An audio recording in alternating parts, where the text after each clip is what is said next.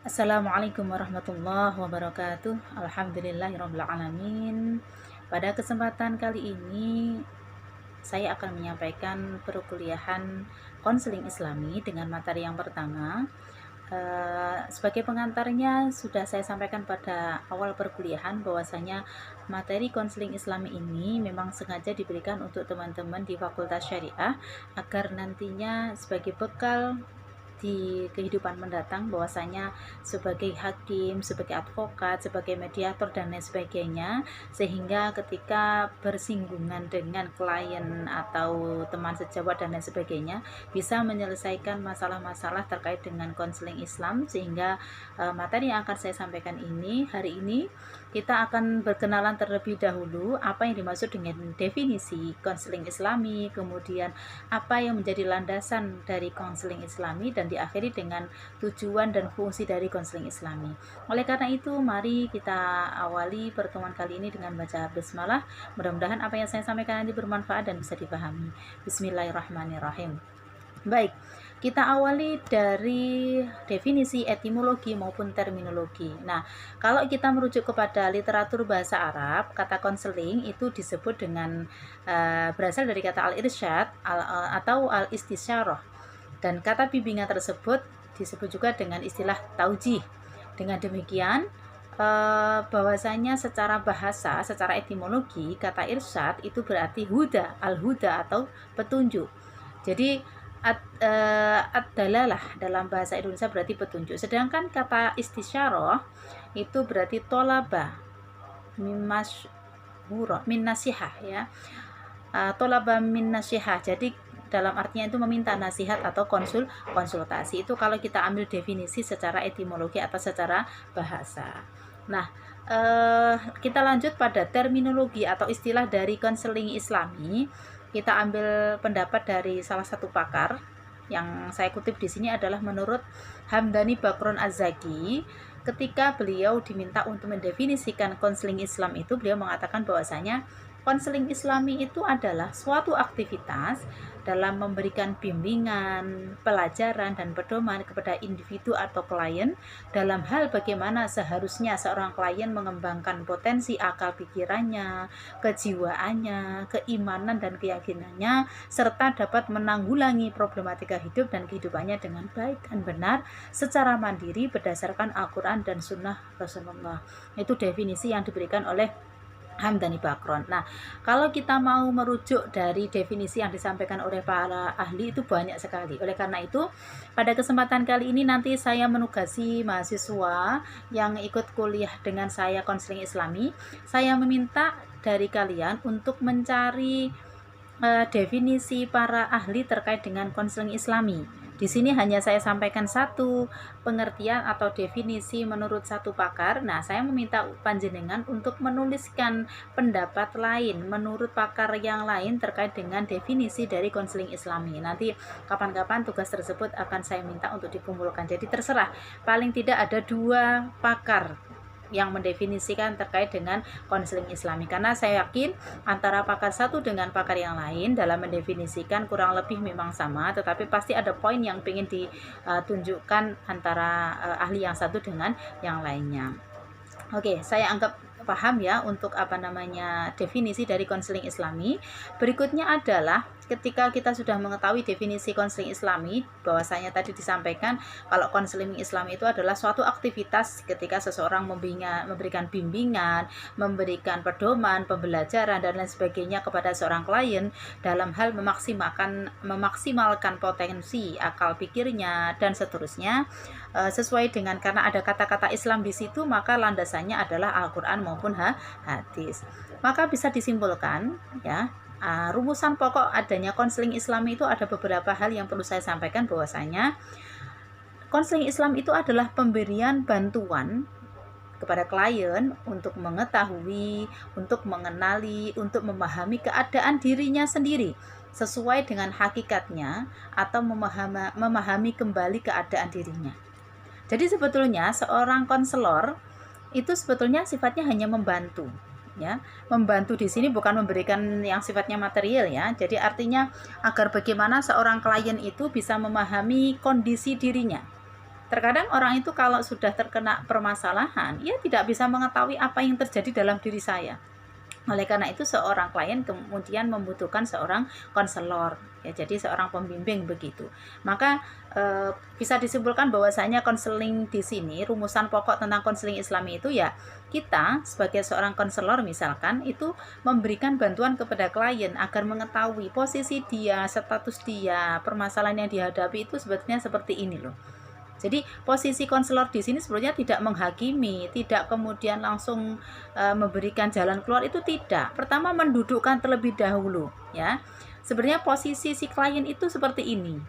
Sehingga nanti seorang konselor itu cukup memberikan beberapa alternatif solusi atau jawaban. Itu kesimpulan yang pertama. Kemudian yang kedua, rumusan pokok dari konseling Islami itu adalah, yang namanya konseling Islami itu adalah layanan bantuan kepada klien untuk menerima keadaan dirinya sebagaimana adanya.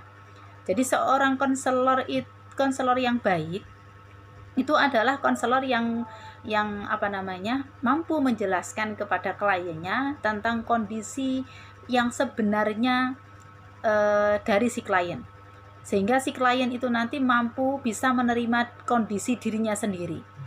Sebagaimana kita tahu bahwasanya yang namanya manusia itu punya kelebihan dan kekurangan. Sampaikan apa adanya, tetapi tentu dengan cara-cara yang logis, tentu dengan cara-cara pendekatan yang menggunakan pendekatan psikologis. Jadi untuk mengatakan kelemahan itu tentu harus ditunjang juga dengan kelebihan yang dimiliki oleh si klien gitu. Sehingga pada akhirnya nanti dengan kelemahan-kelemahan yang disampaikan oleh konselor kepada klien, tetapi ditunjang dengan adanya kelebihan yang dimiliki oleh klien, nanti si klien pada akhirnya bisa menerima kondisi dirinya sendiri. Nah, berikutnya adalah kesimpulan berikutnya terkait dengan konseling Islami, itu adalah layanan bantuan kepada klien untuk memahami keadaan atau situasi kondisi yang dihadapinya saat ini. Karena memang banyak orang, termasuk mungkin saya dan panjenengan, itu terkadang tidak bisa memahami atau belum bisa memahami kondisi kita sendiri. Saya ini sedang mengalami fase apa? Justru ketika orang lain yang melihat kita itu bisa melihat, oh ini orang mengalami fase ini, gitu. Tetapi diri kita sendiri tidak pernah memahaminya, ya. Misalkan kayak gitu, perempuan-perempuan yang biasanya PMS, ya, sebelum menstruasi itu kan sering uring-uringan. Terkadang ada perempuan-perempuan itu yang uring-uringan tidak menyadari kalau ternyata uring-uringannya itu bawaan sebelum menstruasi. Tetapi karena orang yang peka itu terkadang maka ketika ada seorang perempuan, pasangan suami istri, ya harus bisa memahami suami, oh istri saya itu memang mau datang bulan, jadi sering marah-marah misalkan seperti itu. Jadi akhirnya di situ ada rasa saling pengertian, saling memahami. Jadi tidak kemudian semuanya disikapi dengan egois, dengan emosi dan seterusnya. Maka konseling Islami sekali lagi itu adalah pemberian layanan bantuan kepada klien agar paling tidak sebelum kita bicara memberikan solusi loh ya, paling tidak bisa memahami, bisa menerima kondisi dirinya sendiri apa adanya. Kalau orang itu sudah bisa menerima kondisi dirinya, nanti akan lebih mudah menerima solusi atau jalan keluar. Tetapi kalau orang itu memahami dirinya sendiri saja tidak mampu, kemudian menerima kondisi dirinya saja tidak bisa, ya nanti dikasih solusi apapun akan mental, nggak akan bisa. Coba jenengan renungi sendiri. Orang itu kalau sudah mengaku salah, mengaku ini akan lebih enak gitu loh, mencari solusi jalan keluarnya itu lebih enak. Tetapi orang kalau mengakui salah saja tidak mau, lah itu diberikan solusi apapun ya tidak akan pernah selesai begitu. Kira-kira itu. Jadi mengenai konseling Islami itu gambarannya seperti itu. Nanti silakan dicermati. Saya minta dari kalian, dari mahasiswa, mencari definisi yang menurut panjenengan klik ya, sesuai dengan selera panjenengan. Cari pendapat para ahli terkait dengan definisi konseling Islami. Nanti silahkan ditulis, kemudian nanti kapan-kapan akan saya minta sebagai catatan begitu. Berikutnya adalah setelah kita bicara mengenai definisi, kemudian kesimpulan serta pokok rumusan masalah yang ada di konseling Islam, kita masuk kepada landasan konseling Islam. Bicara mengenai konseling dalam perspektif Islam, pada prinsipnya bukan teori yang baru, ya, karena ajaran Islam yang tertuang di dalam Al-Quran yang disampaikan melalui Rasulullah merupakan ajaran agar manusia memperoleh kebahagiaan hidup di dunia dan di akhirat. Jadi kebahagiaan yang dimaksud bukanlah hanya bersifat materialistik, tapi lebih kepada ketentraman jiwa. Sama dengan dasar ekonomi syariah. Bukan berarti ekonomi syariah itu baru muncul sekarang. Ekonomi syariah, konseling Islam itu sebetulnya sudah ada sejak Islam itu sendiri ada, gitu. Di dalam Islam itu muncul berbagai banyak disiplin ilmu, termasuk konseling Islam, dasar ekonomi Islam, gitu. Sehingga konseling dalam perspektif Islam itu pada prinsipnya bukan teori yang baru. Di dalam Al-Quran banyak pada akhirnya bisa dirujuk yang menjadi landasan dari konseling Islam. Maka bisa disimpulkan, nah ini tugas berikutnya dari kalian ketika mengikuti perkuliahan saya itu harus siap buku catatan. Ya.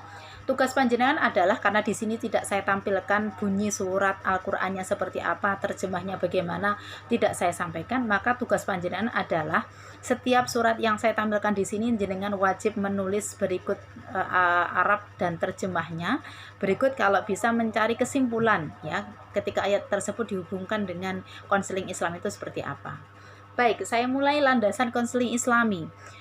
Yang pertama adalah di dalam Al-Quran disebutkan Al-Quran itu merupakan sumber bimbingan, nasihat, dan doa untuk menanggulangi masalah. Nah ini silahkan dicari dalam Quran surat Yunus ayat 57 dan Quran surat Al-Isra ayat 82. Mohon maaf, jadi surat Yunus ayat 57 dan surat Al-Isra ayat 82. Nanti silahkan dicermati.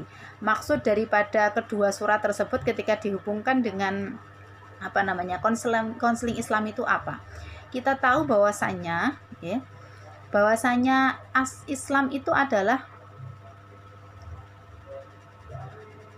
sumber bimbingan. Di dalam Al-Qur'an itu segala mauidhah, segala nasihat itu ada di dalam Al-Qur'an.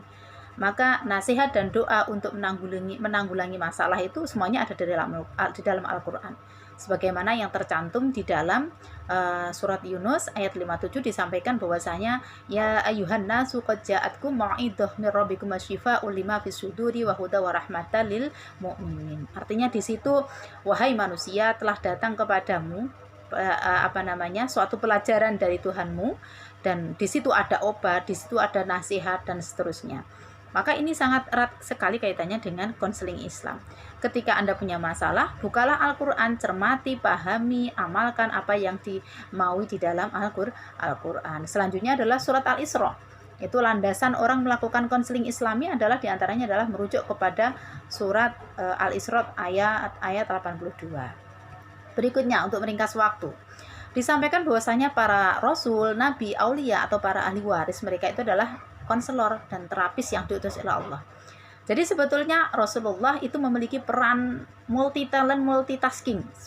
Selain sebagai seorang nabi dan rasul, itu beliau juga sebagai seorang konselor gitu.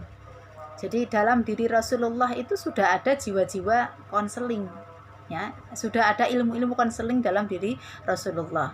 Oleh karena itu konselor yang baik itu ya Rasulullah itu. Kalau kita mau disebutkan terapis yang diutus oleh Allah itu adalah ya para nabi, para rasul, para aulia, dan para ulama. Karena ulama itu adalah al-ulama warasatul anbiya gitu. Jadi kalau kita punya masalah, silahkan, betul, ketika kita ada masalah itu tidak dipendam sendiri, datang kepada para ulama, datang para kiai untuk bertanya kepada ahlinya.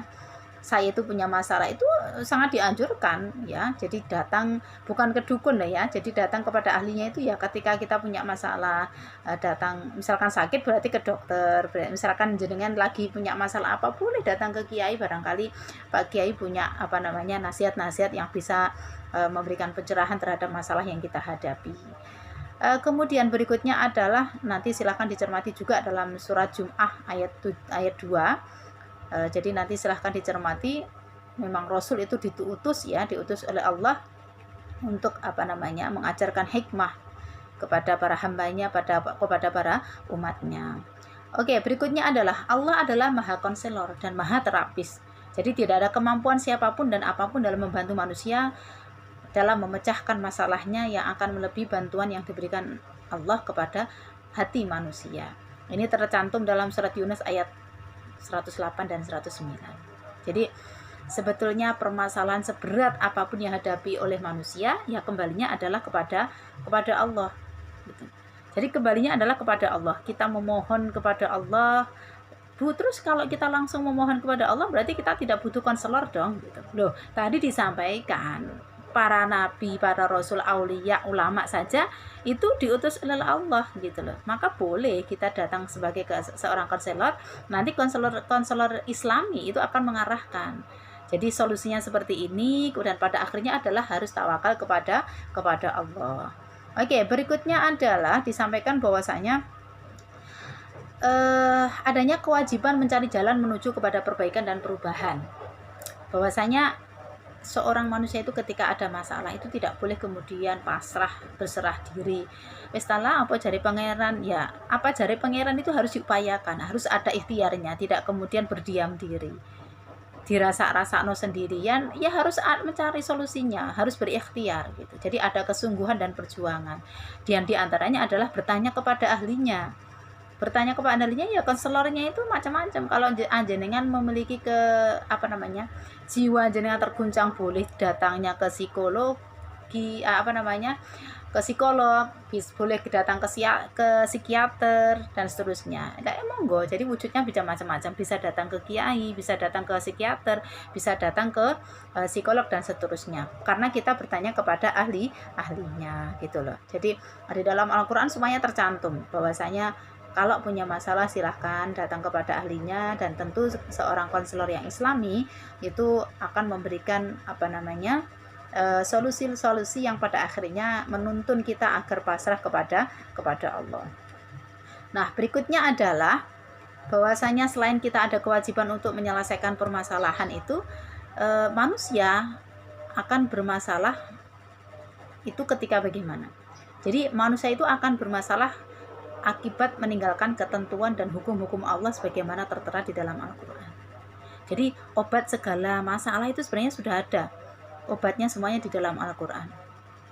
Wistalah, kenapa kamu sakit? Kenapa kamu itu galau? Kenapa kamu itu bimbang? Itu sebetulnya semua ada jawabannya. Gitu. Oleh karena itu ya kita kembalinya lagi kepada Al-Quran, mengikuti jalan Allah dan Rasulnya. Ini konseling Islami ya seperti ini. Jadi sekali lagi saya mohon untuk landasan konseling Islami nanti tugas panjenengan adalah menuliskan ayat Al-Quran beserta terjemahnya. Syukur-syukur panjenengan menggarisbawahi hubungan antara ayat tersebut dengan konseling Islami itu hubungannya kemana ketika dikasih kesimpulan. Kira-kira begitu ya. Setelah kita memahami definisi dari konseling Islam, kemudian kita melanjutkan dari landasan konseling Islam, selanjutnya adalah kita masuk kepada tujuan dari konseling Islam. Jadi Islam itu kegiatan apapun, aktivitas apapun yang kita lakukan itu harus memiliki tujuan. Jadi tujuan adanya konseling Islam itu apa? Salah satunya adalah membantu seseorang agar mampu mengambil keputusan dan membantunya menyusun rencana guna melaksanakan keputusan itu. Nah, ini perlu digarisbawahi. Jadi sebetulnya seorang konselor itu kemudian tidak serta-merta memberikan solusi, hanya membantu ya. Jadi sifatnya bukan penentu. Konselor itu bukan sifatnya penyelesai atau penentu masalah, orang yang mampu menyelesaikan masalah itu tidak. Seorang konselor, psikolog, psikiater itu sebetulnya sifatnya hanya membantu loh. Yang bisa menyelesaikan masalah itu sebenarnya diri kita sendiri, bukan orang lain. Jadi seorang konselor itu hanya sifatnya membantu. Advokat juga demikian sebetulnya. Ketika jangan dianggap bahwasanya kalau kita punya masalah datang ke pengacara selesai urusan. Sebenarnya tidak. Masalah itu ada di diri kita, maka solusinya itu sebenarnya kita sendiri.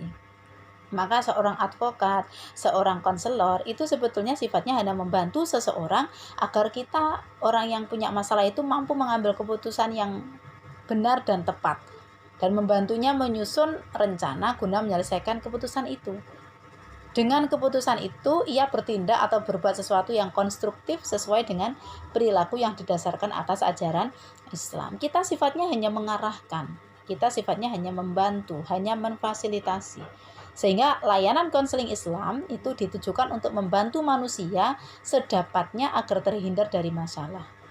Bukan menghindari masalah, tapi bukan menghilangkan masalah, tapi sekedar menghindari masalah begitu. Nek masalah kan akan selalu ada, tetapi agar bagaimana kita meminimalisir adanya masalah, kira-kira seperti itu. Sehingga andai pun ia itu harus mengalami masalah, diharapkan ia dapat menerima keadaan dirinya sebagaimana adanya.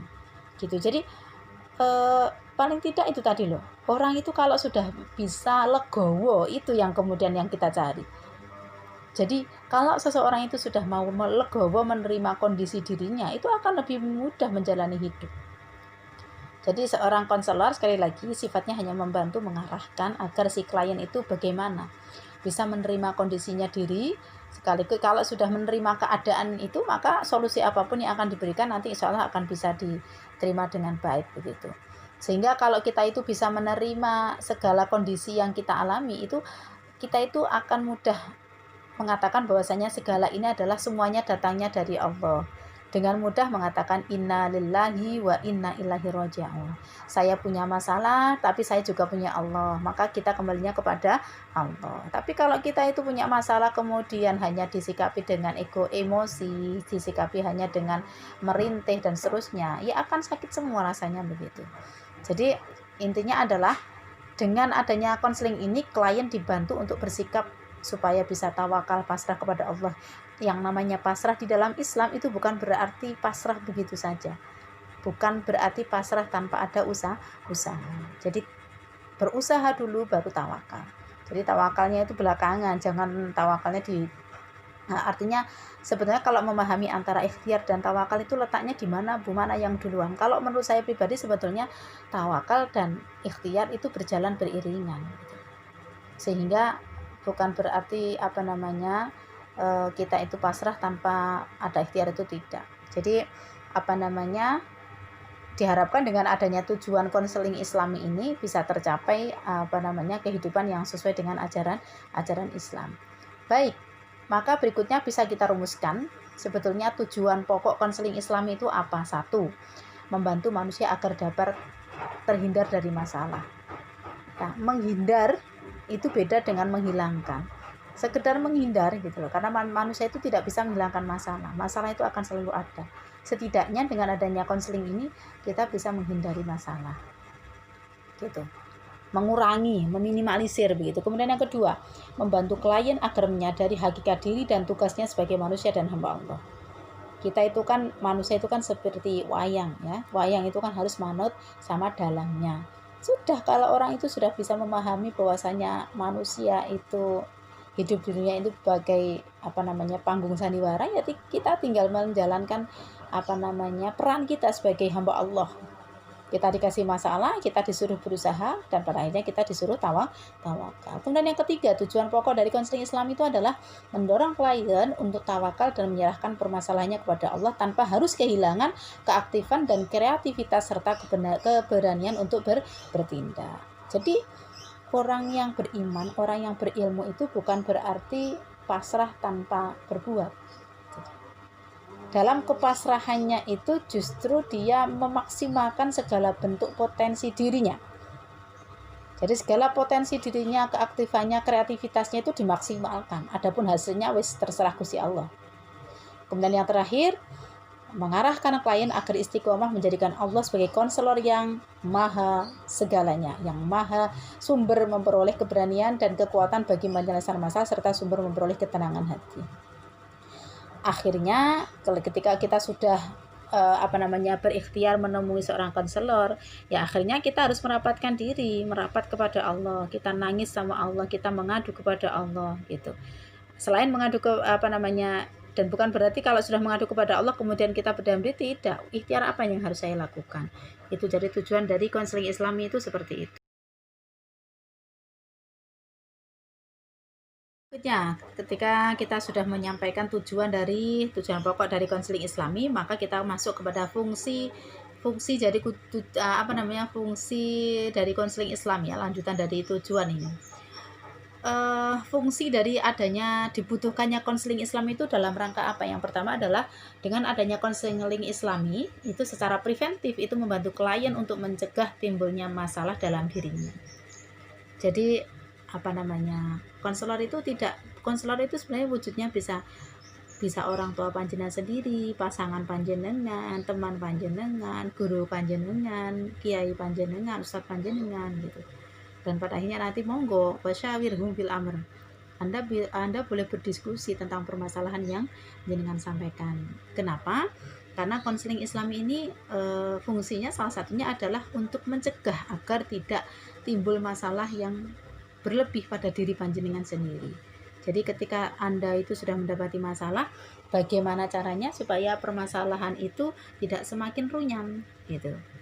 Maka kita mencegah ya, fungsinya adalah fungsi preventif untuk mencegah agar meminimalisir adanya permasalahan. Kalaupun ada masalah ya diminimalisir gitu. Kemudian yang kedua, secara kuratif membantu untuk memecahkan dan menyelesaikan masalah yang dihadapinya. Jadi fungsinya ada konseling Islam itu pertama, kalau memang kita itu tidak punya masalah, dengan konseling Islam ini kita mencegah supaya tidak bermasalah.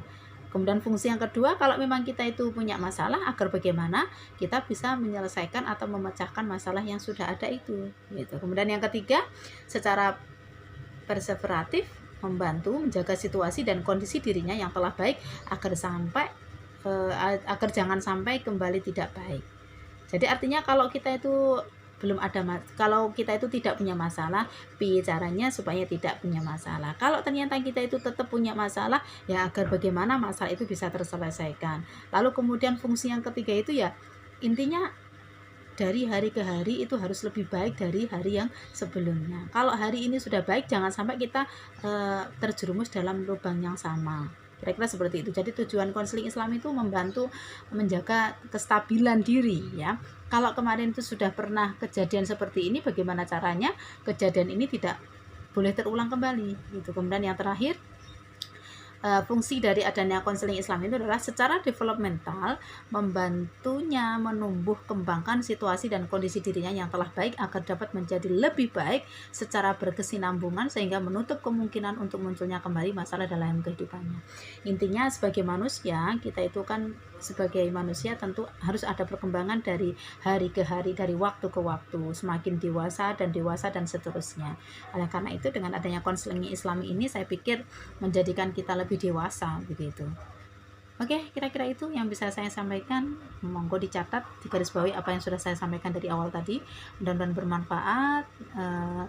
Kita ketemu lagi di pertemuan berikutnya. Kalau memang ada yang mau ditanyakan, disilahkan. Kita akhiri dengan alhamdulillah. Alhamdulillahirabbil alamin. Assalamualaikum warahmatullahi wabarakatuh.